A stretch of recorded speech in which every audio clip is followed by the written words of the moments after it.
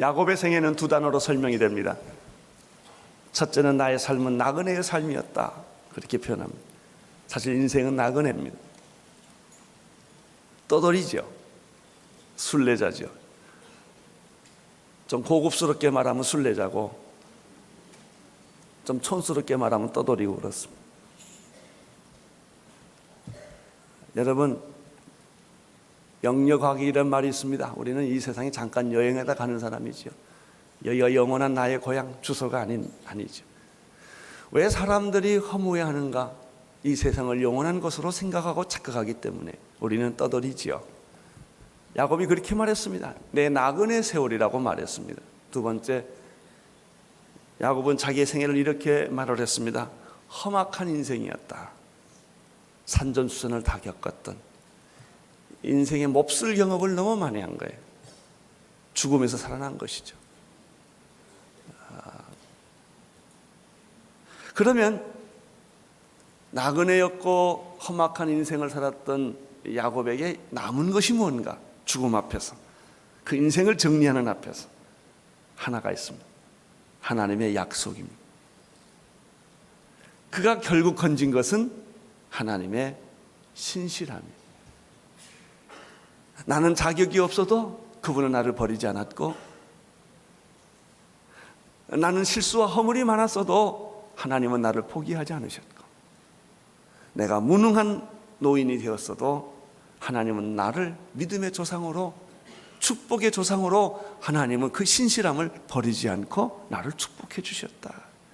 그래서 야곱이 그 인생의 마지막 그 나그네 세월 험악한 인생을 정리하면서 그가 얻은 것은 하나님의 약속이에요.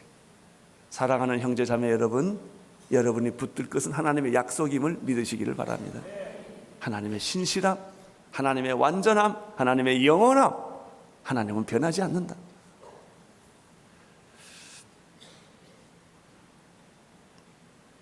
하나님은 약속하셨고 약속은 성취되었습니다.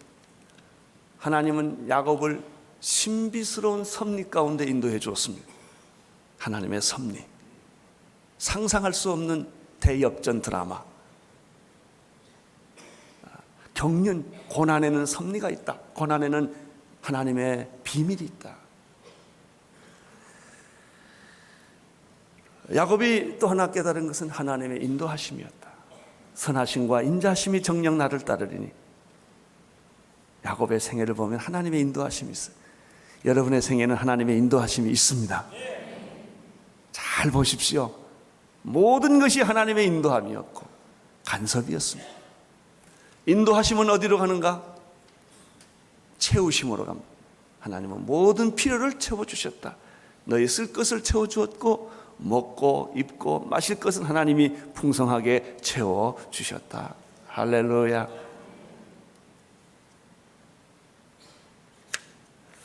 사랑하는 형제 자매 여러분, 여러분 인생의 최후를 어디에 걸어야 하는지를 배워야 합니다.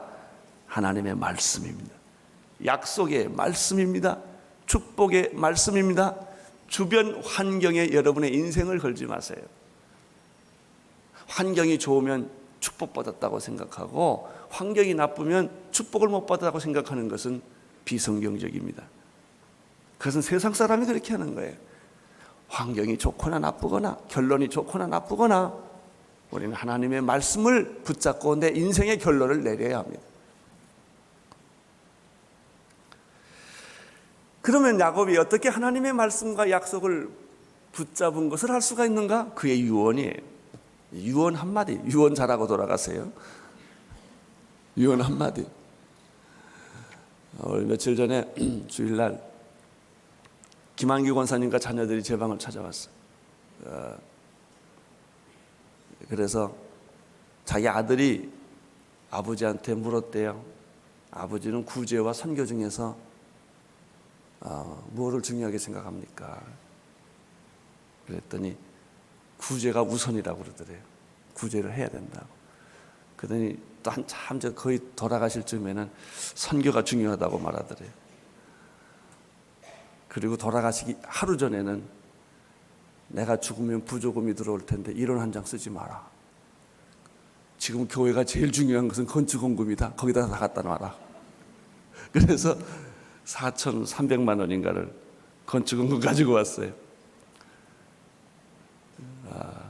제가 그 돈을 받아들고 참 이분은 떠날 때까지 감동을 주는구나, 네, 그랬어요. 떠나실 때까지 감동을 주는구나. 요셉의 유언이 무엇입니까? 야곱의 유언이 내 시체를, 시신을 내 조상 약속의 땅에다 묻어달라는 거예요. 그것은 무엇을 의미할까요? 하나님의 약속을 신뢰하고 있다.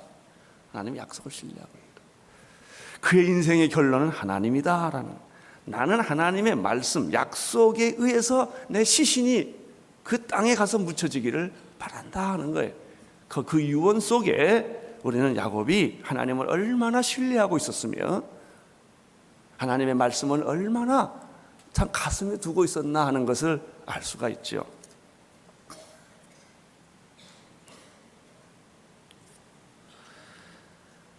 그에게 남은 것은 아브라함의 하나님, 이삭의 하나님, 내 조부의 하나님, 내 아버지의 하나님, 그리고 내 삶을 인도해 주셨던 내 하나님, 내 약속입니다. 야곱은 병들어 결국 최후의 날을 맞이합니다. 가까스로 아마 병든 세월이 좀 많았던 것 같아요. 147세니까 가까스로 몸을 이겨서 침상에서 일어나서 앉습니다. 그리고 요셉을 불러드립니다. 유언을 하는 거죠. 3절 4절부터 시작하겠습니다. 3절 4절 시작. 요셉이 이에 이르되 이전에 가나안 땅 루스에서 전능하신 하나님이 내게 나타나 복을 허락하여 내게 이르시되 내가 너로 생육하게 하며 번성하게 하여 내게서 많은 백성이 나게 하고 내가 이 땅을 내 후손에게 주어 영원한 기업이 되게 하리라 하셨. 자, 야곱의 이제 유언처럼 몸이 일어나기 어려울 정도로 지금 아파요. 겨우 침상에서 일어나서 요셉에게 하는 말이 내 하나님, 나의 하나님, 하나님 얘기. 나를 여기까지 인도해 주신 하나님. 그분이 가나안 땅 루스에서 나에게 나타나서 이런 말을 해줬다. 나에게 이런 복을 주었다. 내가 너로 성육하고 번성하게 내 자손들이 땅에 충만하게 될 것이다. 이 땅을 내 후손에게 주어 영원한 기업이 되게 하라라고 하셨다는 거예요. 이것이 야곱의 인생의 마지막 남은 기억이에요. 결론이에요.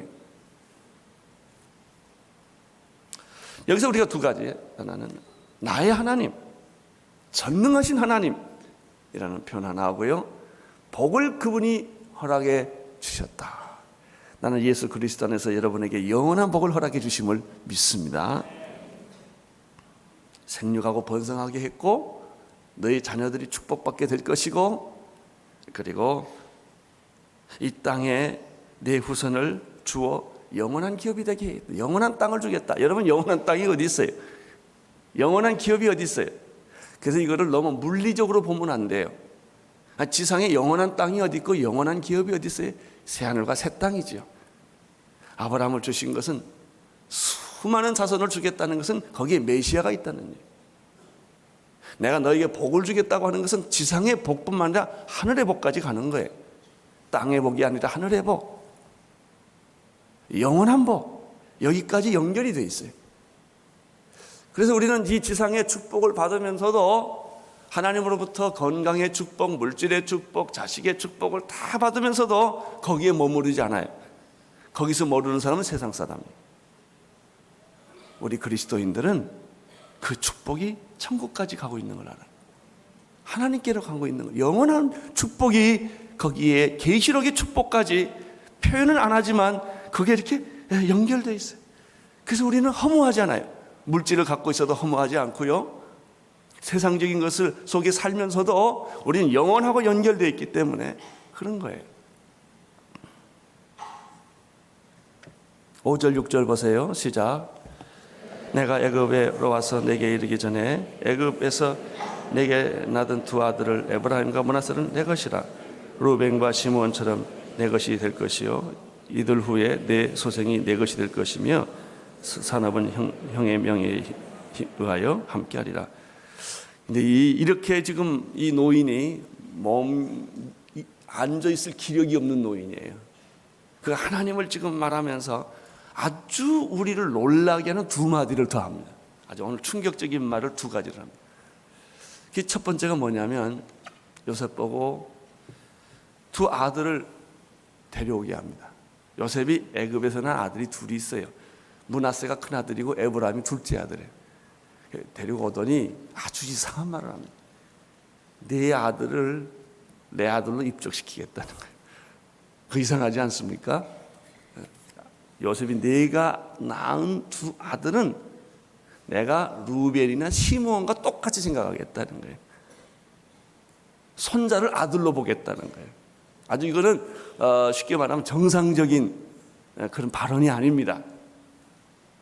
요셉이 아들 뺏긴 거죠. 에브라임과 므낫세는 내 것이다 그래 야곱이. 그건 내 거다. 루벤과 시몬처럼 내 것이 될 것이다 이렇게 말해요. 왜 그럴까요? 몰라요. 그냥 야곱이 그렇게 말하는 거예요. 얼마나 엄청나고 엉뚱한 지금 말입니까 이게. 여러분 여기에 놀라운 설명할 수 없는 하나님의 은혜가 있어요. 이 야곱은 요셉에게 축복을 주는데 요셉 대신에 에브라임과 므낫세를 축복함으로 다른 자녀들의 축복에 배를 주는 거예요. 땅을 배로 주고 축복을 배로 허락해 줍니다. 나는 여러분에게 하나님이 축복을 배나 주시기를 축원합니다. 땅도 배나 주시고 지금 요셉에게 설명이 없어요. 은원도 없어요. 야곱이 선언하는 거예요. 그래서 야곱의 12지파 중에는 요셉은 빠져요. 요셉 대신에 요셉의 두 아들 에브라임과 므낫세 지파가 요셉의 아들로 인침을 받아서 요셉에게는 두 지파가 생겨요. 참 신비스럽죠. 하나님이 하시는 것은 너무나 놀라운 것이죠. 은혜 안 받은 사람은 그걸 다른 사람에게 적용해요. 왜 두 사람 저 사람은 축복 주고 나는 축복 안 주나 이렇게 생각하고요. 은혜 받은 사람은 하나님은 왜 나에게 곱배기로 축복을 주시나 그리고 눈물 흘리는 거예요. 적용을 다른 사람에게 하지 마십시오. 하나님은 이렇게 여러분을 곱배기로 축복해 주세요. 자, 6절에서부터 9절까지 읽겠습니다. 시작.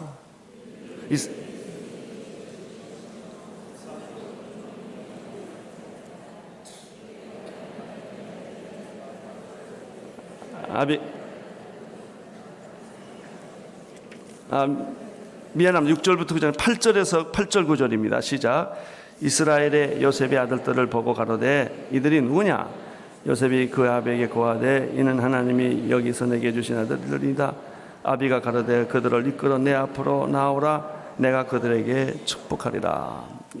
두 아들이 있으니까 이제 이렇게 아들 둘을 네 아들을 내 아들로 만들겠다 이렇게 하시고 두 아들을 데려오라는 거예요. 그리고 그들을 축복을 해줍니다. 자, 우리가 이 구절을 지나가기 전에 하나 우리가 받아야 할 은혜가 있어요. 그것은 축복권이에요. 축복은 전수된다는 거죠. 아버지의 축복이 아들에게 간다. 할아버지의 축복이 아들에게 오고 아버지의 축복이 간다. 수천 대 이른다.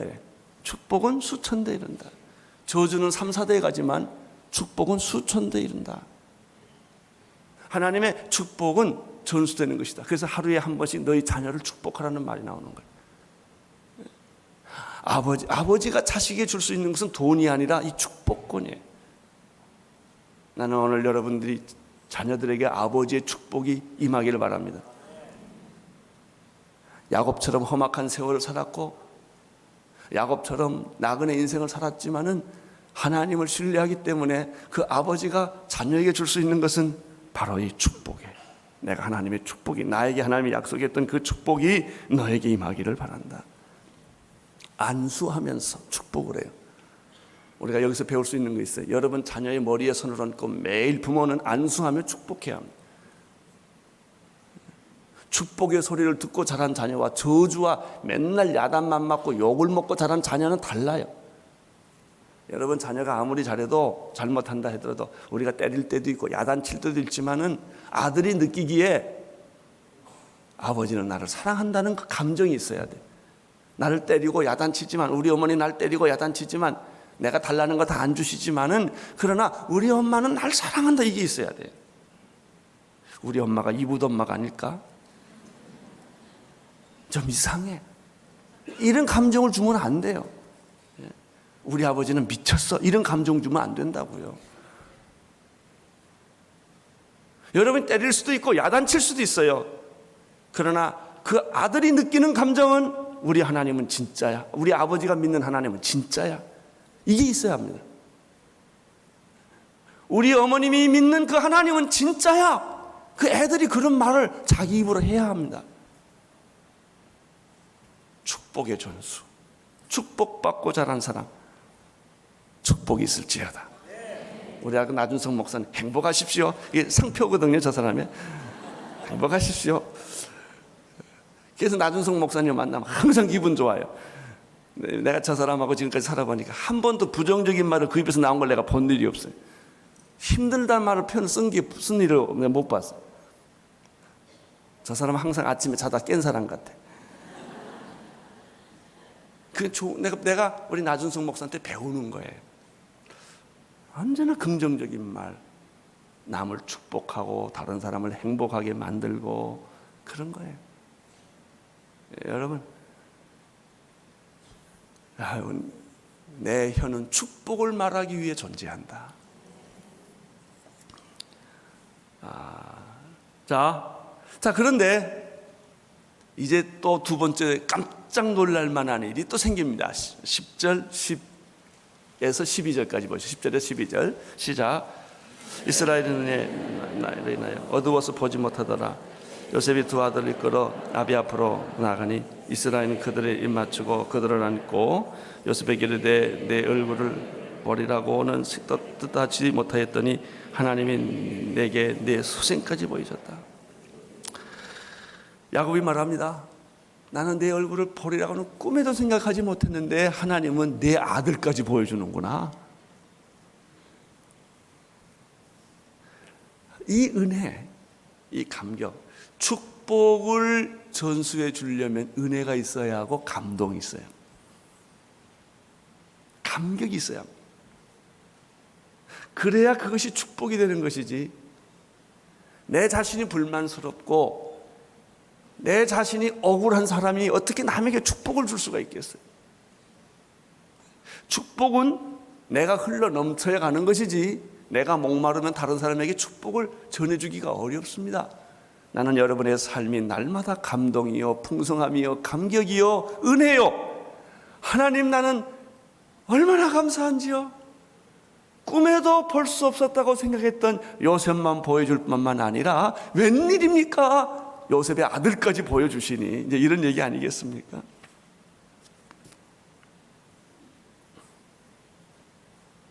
자, 그런데 이제 12절에서 14절까지 또 읽어보셔야 돼요. 읽어보세요. 시작.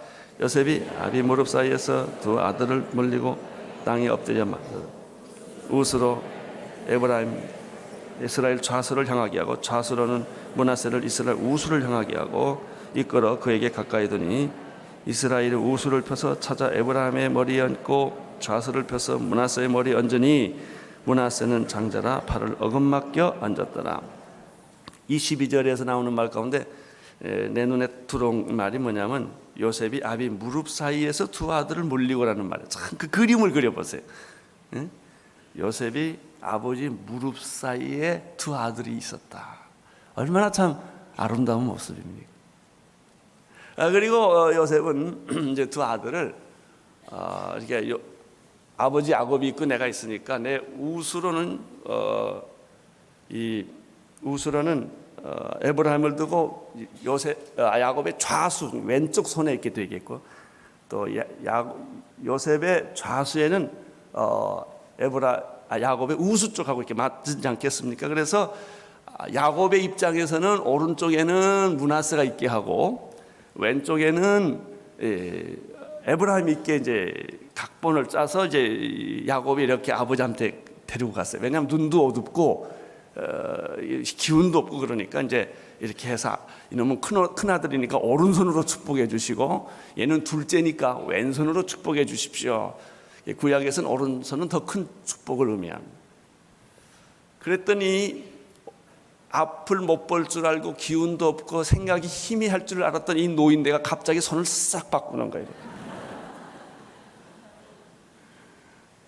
이렇게 안 하고 이렇게 하는 거예요.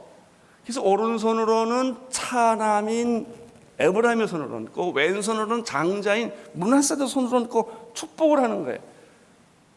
그러니까 요셉이 얼마나 놀랬겠습니까? 하나님은 지금 요셉을 2번 놀래게 하는 거예요. 내 아들은 내 아들이다. 이래서 놀랬고 그 다음에 축복을 어긋녀서 하는 거예요. 이게 여기에 비밀이 있어요.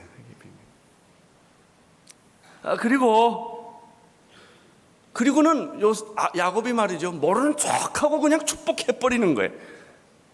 자 15절 그가 요셉을 위하여 축복해 가르되 내 조부 아브라함과 아버지 이삭에 섬기던 하나님 나의 남으로부터 지금까지 나를 기르신 하나님 이 나의 모든 환난에서 건지신 사자께서 이 사이에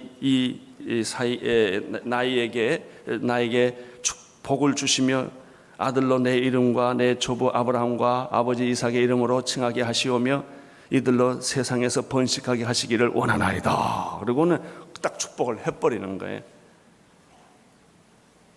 요셉은 당황했습니다. 그래서 급히 아버지 손을 붙잡고 아버지 잘못됐습니다. 손 바꾸세요. 라고 아들이 지금 얘기를 합니다. 17절 18절 시작. 요셉이 그 아비가 무슨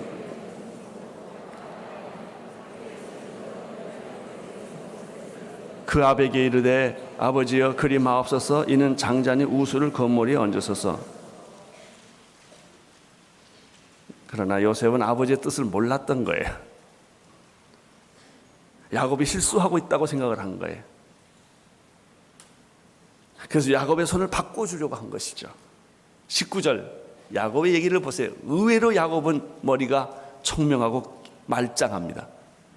실수한 거 아니에요. 이렇게 말합니다. 19절 아비가 허락지 아니하여 가로되 나도 안다 내 아들아 나도 안다 그도 한 족속이 되며 그도 크게 되려니와 그 아우가 그보다 큰 자가 되고 그 자손이 여러 민족을 이루리라. 왜 그랬을까요? 왜 야곱이 이렇게 했을까요? 간단합니다. 야곱 마음이에요.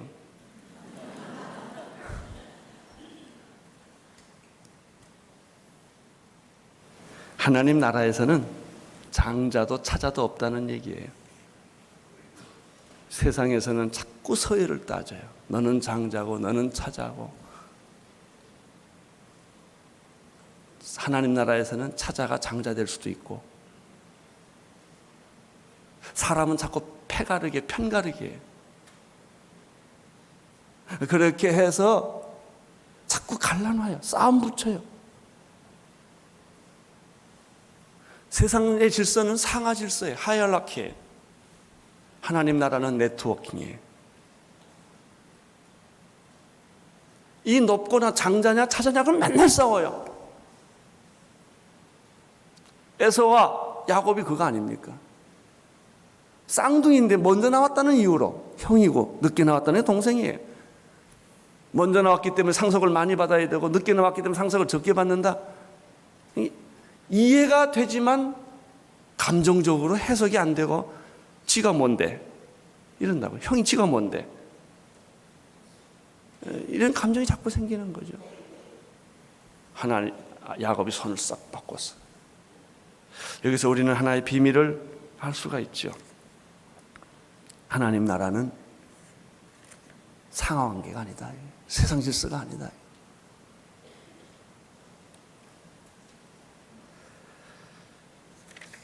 우리가 여기서 조금 더 이런 말로 발전시킬 수 있어요. 장자냐 차자냐가 중요하지 않는 것처럼 유대인이냐 이방인이냐가 중요하지 않다. 유대인들은 어떻게 생각했어요? 자기들이 중요한 거예요. 이방인은 개예요. 이방인이 예수 믿는 건 말도 안 되는 거예요.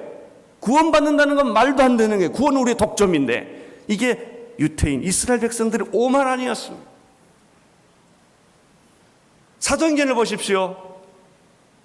고넬료가 예수를 믿고 이방인들이 성령 세례가 나타나니까 제일 못마땅하게 하고 불편하게 생각했던 사람들이 유대인 크리스천들이에요. 인정할 수 없다는 거예요. 그리고 그들은 뭐라고 말합니까? 만약에 이방인들이 예수를 믿으면 우리와 똑같이 할례를 받고 모세 율법을 지켜야만 된다. 그래야만 구원이 있다라고 주장했기 때문에 계속 예루살렘 논쟁이 생기지 않습니까? 그게 갈라디아서 로마서 얘기 아니에요. 자꾸 사람들은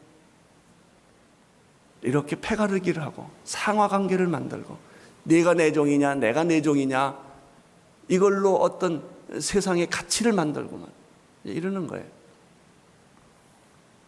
그래서 너희도 매지 못하던 멍에를 왜 이방인들에게 매게 하려고 그러냐 이런 결론이 나와요.